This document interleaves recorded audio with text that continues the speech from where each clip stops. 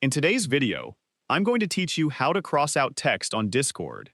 If you've ever seen a message with a line running through the text and wondered how to create the same effect, you're in the right place. This formatting style is known as strike-through text, and it's a simple way to show that something has been corrected, changed, completed, or no longer applies. The process only takes a few seconds, and once you know the correct formatting, you can use it anytime you're chatting on Discord. To get started, open Discord and navigate to any server, direct message, or channel where you'd like to send a message. Place your cursor inside the message box so you're ready to type. Discord supports several text formatting options, and Strikethrough is one of the easiest to use because it only requires a few special characters. To create crossed-out text, begin by typing the tilde key 2 times.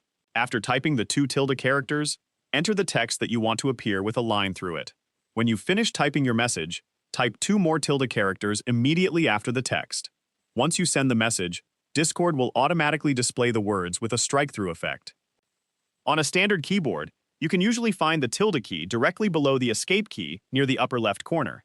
Depending on your keyboard layout, you may need to hold the shift key while pressing the key that contains the tilde symbol.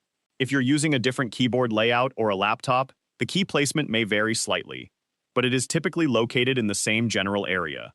It's important to make sure you type exactly 2 tilde characters before your text and exactly 2 more after it. There doesn't need to be a space between the tilde characters and your text. As long as the formatting is entered correctly, Discord will recognize it automatically and apply the crossed-out style when the message is sent. If the text doesn't appear crossed out, take a moment to check that you've entered 2 tilde characters at both the beginning and the end of the message. A missing or extra character can prevent the formatting from working correctly. And that's all there is to it.